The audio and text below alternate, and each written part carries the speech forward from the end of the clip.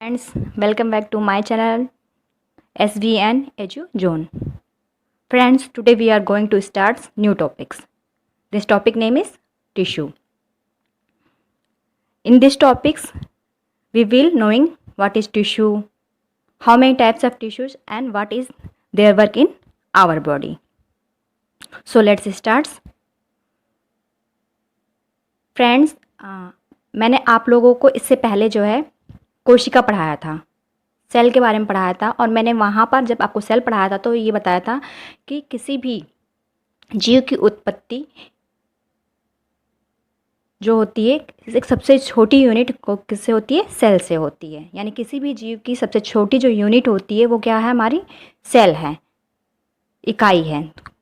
कोशिका जो है सबसे छोटी इकाई है किसी भी जीव की।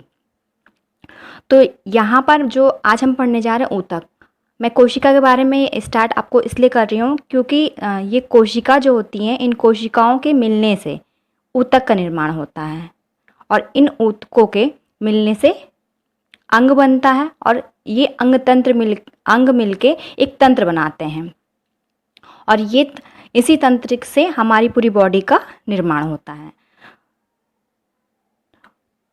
तो अब हम आज जानेंगे कि ऊतक क्या होता है। तो दोस्तों, सबसे पहले देखते हैं ऊतक क्या होते हैं। आज जो हम पढ़ने जा रहे हैं उसमें हम जंतु ऊतक के बारे में डिस्कस करेंगे।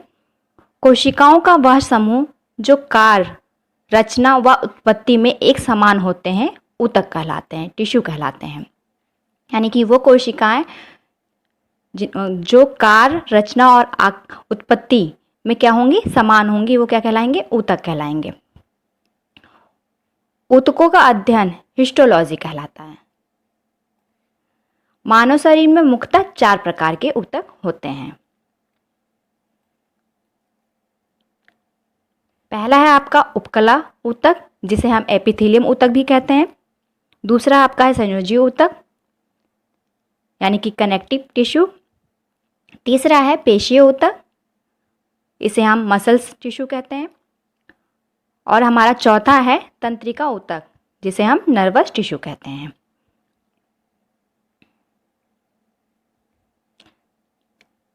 इसमें सबसे पहले हम देखते हैं उपकला ऊतक को। यह मानव शरीर के ऊपरी आवरण, त्वचा, शरीर के अंदर की झिल्ली बनाती है। इसका कार्य संरक्षण, श्रवण व अवशोषण का है। एपिथेलियम यानी कि उपकला ऊतक जो होती है वो आपके शरीर का क्या बनाती है? बाहरी आवरण बनाती है। इसमें मुख्यतः जैसे कि आपका त्वचा हो गया, मुंह हो गया, आहार नली हो गई, रक्त वाहिनियां हो गई, नली का अस्तर हो गया और फेफड़ों की कूपिका, वृक्कीय नली आदि सभी एपिथेलियम ऊतक की बनी होती है। ये सभी जो होती हैं इनका जो बाहरी आवरण होता है किसका बना होता है? एपिथेलियम ऊतक यानी कि उपकला ऊतक का बना होता है। नेक्स्ट है संयोजी ऊतक। संयोजी ऊतक एक अंग को दूसरे अंग से जोड़ने का कार्य करता है और अपने स्थान पर उसको बनाए रखता है। जोड़ने का काम करता है और उसे अपने स्थान पर बनाए रखने का काम करता है। यह अग्रलिखित प्रकार के होते हैं, जिसमें आपका पहला है एरियोलर ऊतक। एरियोलर संयोजी ऊतक त्वचा मांसपेशियों के बीच रक्त नलिका के चारों ओर नसों और अस्थि मज्जा में पाया जाता है। यानी कि ये जो है आपका कहाँ पाया जाता है? मांसपेशियों के बीच में पाए जाएंगे, रक्त नलिका के चारों ओर और नसों और अस्थियों मज्जा में पाए जाने वाला जो है आपका ऊतक होता है। यह अंगों के भीतर की खाली जगह भरने का कार्य करता है। आंतरिक अंगों को सहारा भी प्रदान करता है ये और ऊतकों की मरम्मत करने में भी सहायता करता है। नेक्स्ट है इसी संयोजी ऊतक में आपका वसामय ऊतक, जिसे एडिपोज ऊतक भी कहा जाता है। वसा का संग्रह करने वाला वसामय ऊतक त्वचा के नीचे आंतरिक अंगों के बीच में पाया जाता है तथा कुछ अंगों जैसे आंख या फिर गुर्दा, इनको क्या करता है? टिकाने का कार्य करता है। यानी कि अपने स्थान पर बनाए रखने का कार्य और संरक्षण करने का कार्य करता है। यह गर्मी तथा आरक्षित भोजन प्रदान करता है। नेक्स्ट है इसे संयोजी ऊतक में आपका रेशेदार ऊतक। यह एक मजबूत पदार्थ का बना होता है जो कि स्नायु के निर्माण तथा पेशी को हड्डी से जोड़ने का काम करता है। यह हृदय जैसे कोमल अंगों के सशक्त आवरण का भी कार्य करता है। लचीला ऊतक, यह रेशेदार ऊतक की भांति ही होता है, परंतु वहीं पाया जाता है जहां फैलाव की आवश्यकता होती है। और फैलाव की आवश्यकता कहाँ कहाँ होती है? फेफड़ों में होती है, रक्त वाहिनियों में होती है। जब हम सांस लेते हैं तो आप देखते हो उनकी जो फेफड़े होते हैं और रक्त वाहिनियाँ होती है, ये सब क्या होती हैं? जब रक्त का बॉडी में संचार होता है तो नस जो आपकी कहते वेन्स होती हैं वो क्या होती हैं, उनमें फैलाव होता है। इसी तरह से फेफड़े जब हम सांस लेते हैं तो उनमें भी फैलाव होता है। तो यहाँ जो लचीला ऊतक होता है वो कहाँ पाया जाता है? ये इन स्थानों पे पाया जाता है जहाँ पर फैलाव की आवश्यकता होती है। नेक्स्ट है हमारा अस्थि ऊतक। अस्थि संयोजी ऊतक एक अन्य उदाहरण है, यानी कि अस्थि ऊतक जो ये भी संयोजी ऊतक का ही एक उदाहरण है। अगर आपसे पूछा जाता है कि अस्थि जो है किस प्रकार का ऊतक है, तो ये भी एक क्या है? संयोजी ऊतक है।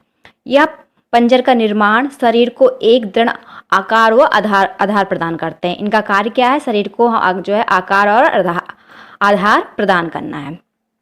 यह ऊतक मजबूत और कठोर होता है।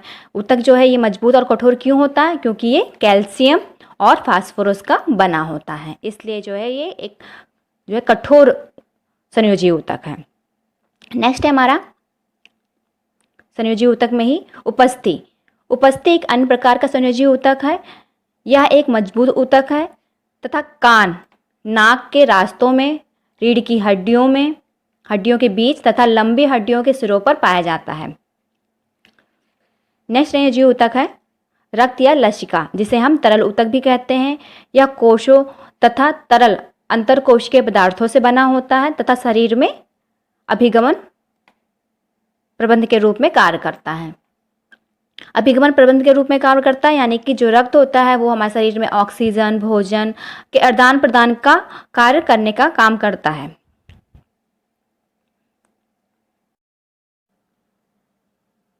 नेक्स्ट है पेशीय ऊतक, यानी कि मसल टिश्यू।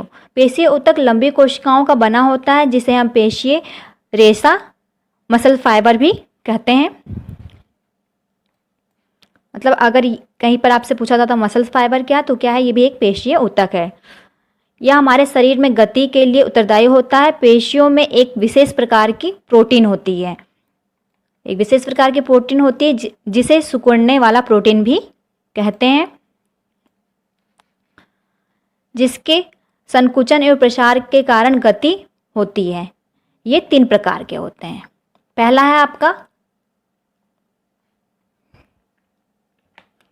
रेखीय पेशीय ऊतक, जिन्हें हम ऐच्छिक पेशीय ऊतक भी कहते हैं। ऐच्छिक पेशीय ऊतक वे पेशीय ऊतक जिन्हें हम अपनी इच्छा अनुसार गति करा सकते हैं, ऐच्छिक पेशीय ऊतक या रेखीय पेशीय ऊतक कहलाते हैं। जैसे हमारे हाथ पैर की पेशियों ऊतक हो गए, इनको हम अपने इच्छा अनुसार क्या है? गति करवा सकते हैं, यानी कि मूव कर सकते हैं। अगला है हमारा अरेखीय या अनैच्छिक पेशीय ऊतक।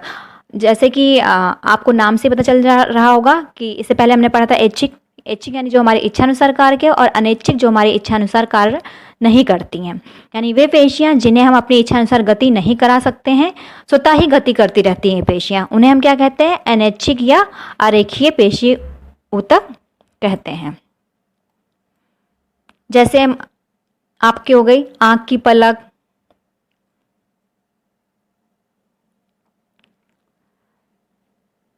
मूत्रवाहिनियां आदि। अगला है आपका हृदय या कार्डियक पेशी ऊतक। ये भी एक तरह से जो है आपके अनैच्छिक पेशी ऊतक की बनी होती है, लेकिन ये एक विशेष प्रकार की पेशी ऊतक की बनी होती हैं जिन्हें हम कार्डियक पेशी ऊतक कहते हैं। यह केवल हृदय में ही पाई जाती हैं। हृदय की पेशियां जीवन भर लयबद्ध होकर प्रसार एवं संकुचन करती रहती हैं। ये भी एक प्रकार की अनैच्छिक पेशी होती है। जैसा कि अभी मैंने बताया, ये भी क्या है? एक प्रकार की अनैच्छिक पेशी है, जिन्हें कार्डिकल मसल्स या हृदय पेशी कहा जाता है।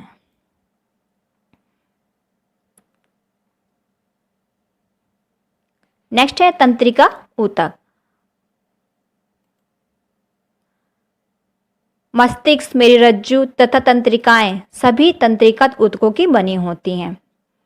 यानी कि ये जो हम कहाँ पाए जाएंगे, हमारे मस्तिष्क में, मेरुरज्जु और में पाए जाने जो ऊतक होते हैं वो क्या होती है, तंत्रिका ऊतक की बनी होती हैं। इन्हें हम तंत्रिका ऊतक की कोशिकाओं को तंत्रिका कोशिका या न्यूरॉन कोशिका कहा जाता है। थैंक यू फ्रेंड्स, अगर आपको मेरी वीडियो पसंद आई हो तो प्लीज़ वीडियो को लाइक, शेयर और चैनल को सब्सक्राइब कर बेल आइकन को प्रेस कर लीजिए ताकि मेरे आने वाली सभी वीडियो की नोटिफिकेशन आप लोगों को समय समय पर मिलती रहे। Thank you.